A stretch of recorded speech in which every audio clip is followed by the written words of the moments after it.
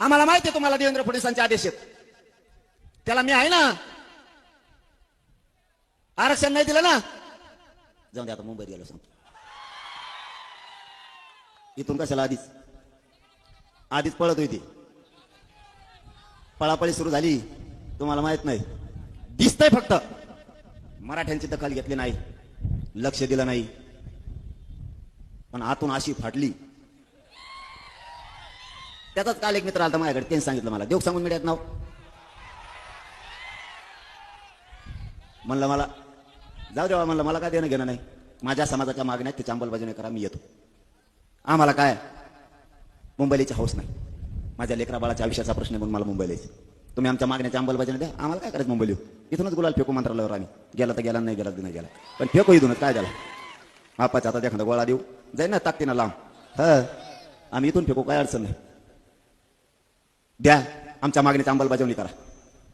आणि देवेंद्र फडणवीस ऐकून शेवटची पुन्हा एकदा हात जोडून पोलीस बांधवांना विनंती करतो, राज्यभरातल्या लेकरा बाळाला माझ्या त्रास देऊ नका, विनाकारण कायदा सुव्यवस्था बिघडल असं काम तुम्ही कोणचं करू नका.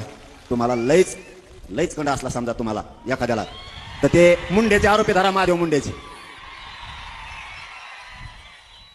ते दाखवा जरा धरून आम्हाला. मी बीडच्या एसपी साहेबाला माहिती, मी किती सहकार्य करणारा माणूस, त्यांना पक्का माहिती. मी एकदा एखाद्या गोष्टीत सहकार्य करण म्हणलो, माझा मराठा समाज सहकार्य करेन मला, तर आम्ही 100% करतो.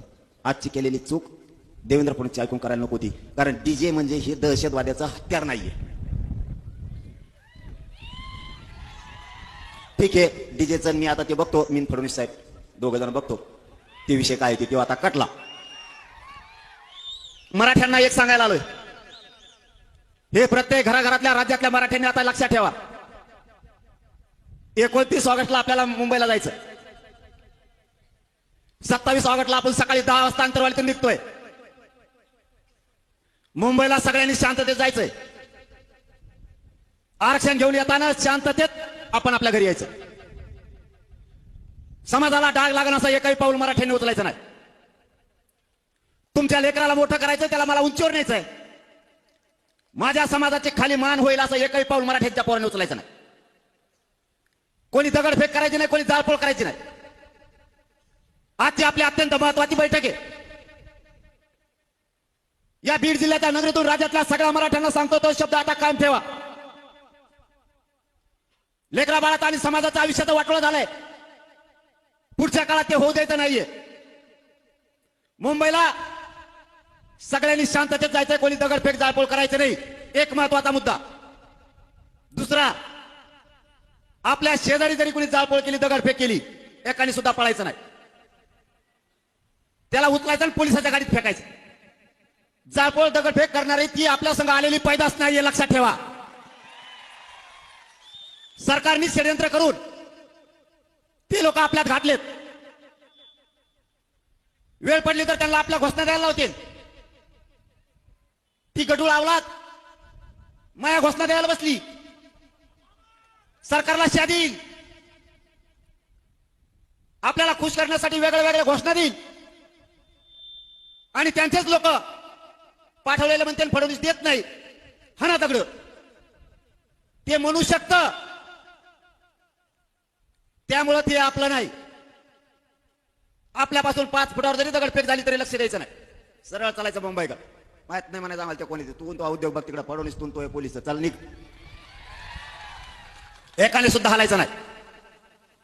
भूमिका दुसरी, बीड जिल्ह्यातल्या प्रत्येक घरातल्या माणसानं घरी राहायचं नाही. आणि या बीड जिल्ह्यातूनच राज्यातल्या मराठ्यांना सांगतो, माय बापा हो, शेवटची फायदे अशी जमून हाणायची, मराठ्यांच्या डोक्यावर आरक्षण घेऊन विजयाचा गुला लाट टाकायचा, मागं फिरायचं नाही. बस झालं मागं फिरा. आता इथं कटाळा आलाय, उपोषण करून आता फेस पडलाय. शेवट फाईट, आता सोडायचं नाही मैदान. काम तिसरं, आणखीन 2-3 दिवस हातात आहे तुमच्या. बीड जिल्ह्यासह महाराष्ट्रातल्या सगळ्या ग्रामपंचायत सदस्याला फोन लावायचे, त्याला सांगायचं मुंबईला चल. सरपंच, माजी सरपंच, चेअरमन, पंचायत समिती, जिल्हा परिषदचे मेंबर, सगळ्या पक्षाचे अध्यक्ष, जिल्हा प्रमुख, नगरसेवक, सभापती, उपसभापती, नगराध्यक्ष, महापौर, आमदार, मंत्री, खासदार, माजी आमदार आणि विशेष राहिला महत्वाचा म्हणजे भावी आमदार, भावी खासदार, मेंबर, भावी अर्धे तर मला सोडून गेले. हा, ते आपल्या पुढे जाणार आहेत. सगळ्यांना सांगा मुंबईला चल. तुम्ही त्यांना काय बोलू नका, तुम्ही डोळ्यावर येऊ नका. मावशी होतो मला काम सांगतो. आम्ही मुंबईला गेलो, मागं कोण गल्लीत हिंडत आहे आम्हाला काय माहित. महाराष्ट्रातल्या सगळ्या मावल्यांनी एक काम करायचं, इकडं गल्लीत कोण हिंडत आहे मला हळूच नाव सांगा, त्याचा बाजार तो ठेवतो पाळणाच. जो आपला नाही समाजाचा, जो आपल्या आंदोलनात नाही, जो आपल्या लेकरा बाळासाठी नाही, तो आपला नाही. एक बी गैरहजर नाही राहायला पाहिजे. मला असं चित्र दिसतंय सध्याचं,